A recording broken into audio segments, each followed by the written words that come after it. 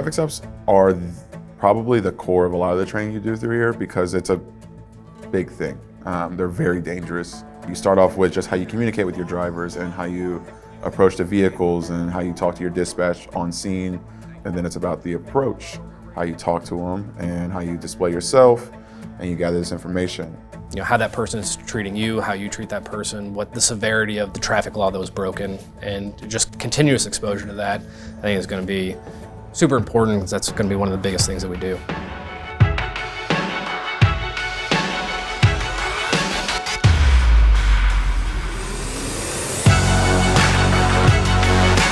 Traffic stops is a very important training skill that the recruits need to learn throughout the academy, obviously. The first day we do traffic stops, the only thing that we are testing is there's a 7-step violator method where there's a certain script that as a police officer you follow that introduces yourself to the person in the car and basically answers every question that they could have before you ask for their ID. Approach, identify yourself, find out a reasoning why the person did what they did. Then we go to the patrol side, which is the actual practical, where we start doing it. We start talking about the safety side of things. Because there's one thing to sit down and say, okay, I know these 7 steps when you're in the classroom, but sometimes once you have to perform that action, they forget all of them. And then they just start winging it. And then it gets fun because if they're gonna go off script as instructors and as role players, we do too. This is one of the days where I actually played along and I was an actor in the car. Well, drive safe. Finish talking? Okay. Made some people nervous. This will have... Traffic stops they're a blast. They're tough because you never know what you're getting. You don't know if it's going to be your normal traffic stop, giving them a ticket, citation, summons, or if you're gonna find something that you have to be able to coax them out of the car and you're putting someone under arrest. So that's the uncomfortable part of traffic stops, but traffic stops aren't supposed to be comfortable. They're actually the most dangerous parts. And then that way he has to contend knowing that you're here if he does anything funny with him. As far as like, okay, hey, maybe there's somebody in the back seat that I didn't see, or maybe there was somebody that was in the trunk, and even when I did touch the trunk, you never know what can happen. Don't get in the squash zone, watch where you're going, look around you, situational awareness. I rather put myself in a safe situation and make sure the driver that I'm pulling over is being safe too. So we just got the basics, the basic fundamentals down, and then over time they progress. You might walk up to a vehicle and the person is just aggravated. They don't want to talk to you, they're having a bad day, and you pulling them over just make their day even worse. We call it out on the radio, we walk up to the driver, we always make sure we touch the vehicle just in case for our DNA to be on there. We learned that there's no such thing as a routine traffic stop. You don't know if you're gonna walk up and just give a ticket for running the stop sign, or if you're gonna walk up and it's gonna be a felon with drugs and, you know, a murdered body in the back seat. Some are just your normal everyday traffic stops and there's nothing crazy about them or anything. And then some days we go out there and we'll do a traffic stop and then there's yelling and there's this and there's rolling up the windows and they're honking the horns and trying to get out of the car. And we don't want them to think that every single traffic stop is going to be an argument. 99 out of 100 citizens recognize that they messed up and they're on their way. And we don't want the recruits to go in with preconceived notions. You told me no! 209 had some issues. One of the things I found out, especially during traffic stops, was that some people just are not used to talking to people, let alone strangers. That's kind of a huge problem. But I also understand that problem is generational. So it is a bit of a challenge getting them to come out of that shell and stop doing what they were used to doing before they came into the academy. It can be a challenge. The biggest thing was just knowing how to talk to a person rather than being the robot and walking up to the car and having like no emotion and being like, look, pulled you over for this, you're getting a ticket for this, move on with your day. Because you should find out what's going on. Why did this happen? Where are they going? Where are they coming from? We got aggressive, we have very cooperative, you might have somebody that's overwhelmed and emotional.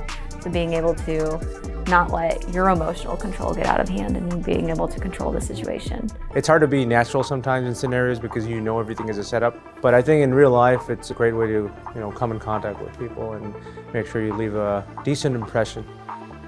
I think that the traffic is the most important application that we do.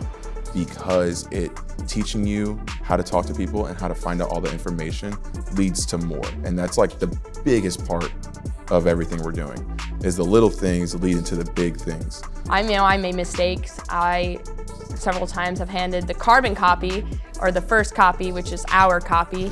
So then you gotta own up for your mistakes and just roll with it. That's all traffic stops are, is just rolling. You don't know what you're gonna get, you just gotta do it.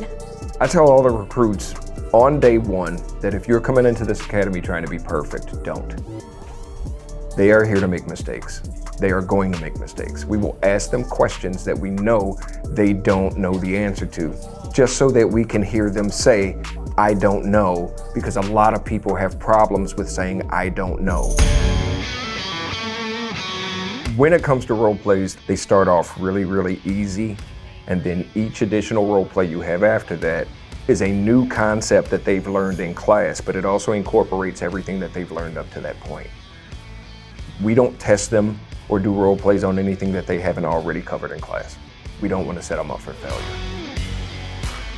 The role players are great because you never know what you're going to get until you get to the door. You can have someone that's very cooperative to somebody that doesn't want to cooperate. So you kind of set the tone and the attitude when you come up to the door by greeting them and telling them why you're there, because everybody wants to know the why. And we get into the Hollywood aspect of, I don't have to tell you, or you don't need to know why, but I think everybody in today's age needs to know the why, and it helps us do our job with that clear communication with traffic stops. You can have the same instructor for 5 different traffic stops and get a totally different character each time. You just never know what to expect. And it's something I actually wish we did a lot more of, because as a patrol officer, that's the #1 thing you're going to be doing is traffic stops every day. So why not get as much hands-on experience seeing that as possible while you're here? It's what a lot of people's first and only interaction with the police typically is when they get pulled over. So it's important to make sure that you're following the 7-step violator method so that you can ensure that every stop goes as well as it possibly can. We don't have to train for the easy stuff in a police academy. Everybody can have an easy day at work. We have to train you for the bad stuff most of the time so that when things go bad, your brain rolls right back into that training and you don't create what's called an OODA loop of observe, orient, decide, act, and then the brain just keeps going in circles. One thing we do when we walk in, we touch the memorial wall and you read the walls like they're end of watch and like what happened. And so majority of them are traffic stops. Either something happened during the drive, they got hit running a red light, or they got hit while conducting a traffic stop. You can have the red and blue light, but doesn't mean everyone's paying attention. So you have to pay attention to everyone around you. We've been doing a lot of classroom work, which is great. Actually, I like the hands-on stuff, kind of applying what we learn in the classroom and trying to actually do it. We put these distractions within these scenarios so the recruits learn to kind of push the white noise off to the side, the stuff that doesn't matter, and focus on the mission.